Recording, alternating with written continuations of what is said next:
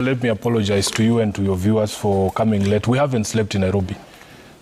We have had a very long night here in Nairobi because many of our people were injured during the demonstrations. Many have been nursing gunshot wounds. We have reports from Mathare, places like Embakasi. Upwards of maybe 15 people lost their lives yesterday. And it is quite disheartening to see my colleagues making jokes of this matter, because those of us who have interacted with the victims of the police brutality yesterday, we don't see anything to laugh about. I would rather be waking up this morning as an advocate to go and represent those young people if they have been arrested for whatever crime it is that they are suspected of having committed. Trevor, just the other week, our courts gave a judgment that outlawed or made it unconstitutional for people to spend lifetime in jail for whatever crime they commit.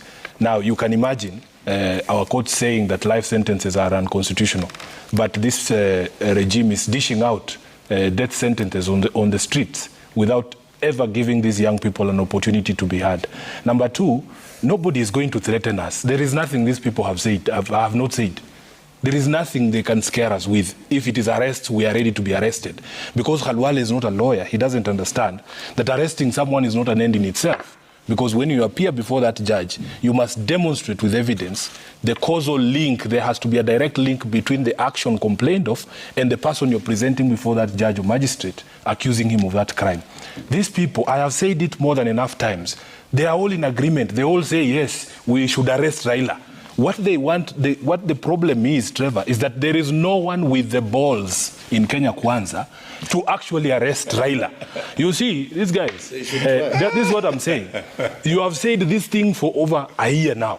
You know where Raila lives. I can take you to his house today. In fact, yesterday I was with Cherargei at a committee meeting, and I told him, as a citizen, you have a right to arrest Raila. Can I go with you now where he is? Then you arrest him, you know? Because these people just talk. You have threatened violence, you have threatened to kill us, you have threatened to assassinate us.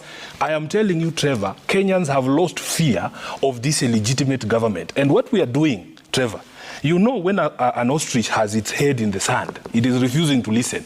We are going to grab that ostrich by the scruff of its neck. That head must come out of the sand, and these people must listen to Kenyans. Khalwale talks about us being cowards. He knows me. Khalwale was saying those things because I was not seated here. He can't say those things to me. He knows for a fact that Sifuna is not a coward. We always start our demonstrations at the office of the minority leader. That is our office. The office in parliament is our office, just like him. I go to my office yesterday and I left to go to the streets. We reach the offices of the Prime Minister and we have information, Trevor, that these people have embedded goons within the police service to shoot at us. And the evidence is there, because at Kamukunji, and by the way, we have held dozens of rallies at Kamukunji. You have been there. You have seen them. What is the justification for police to fire into a crowd at Kamukunji? What is the justification? There can never be a justification for people assembled in a crowd in Kamukunji, and then you see police firing straight into the grounds. They are firing live rounds at people. What is the justification? So we want to tell Kenya Kwanza, walk the talk. You have said you're not cowards. Arrest Sifuna. Arrest Raila. Because at the end of the day, after arresting us, you have to present me before a magistrate. You have to show that magistrate that is Sifuna who destroyed flower beds in Mlolongo. You don't just come here and talk. So please, stop talking. Start arresting. But are you taking any responsibility? Start arresting. Responsibility for what? For the damage, I am responsible for my actions. For the I am responsible for my actions, Trevor. I am telling you this. Kenyans are angry. And they are not angry at us. They are angry at this government because they don't want to listen. We have been here with you 2 months debating this issue of the finance bill. That finance bill was not sponsored by Raila. And 99% of Kenyans came out to tell Kenya Kwanza that because life is difficult, please do not impose extra taxation. This is not Raila's bill.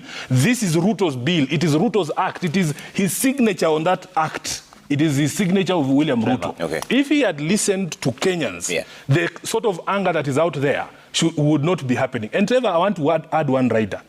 You people, this country, this illegitimate government, is better off when it is known people like Sifuna, like Raila, like Osotsi, leading these demonstrations. The day Kenyans take this matter upon themselves, Trevor, there will be no one to call to the table. It is better if you know it is Sifuna calling demonstrations. And by the way, from next week, 3 days straight of maandamano, Monday, Tuesday, Wednesday, until William Ruto understands that the people are suffering and repeals this law the same way that he imposed it upon them. Okay. Osotsi, you know, Osotsi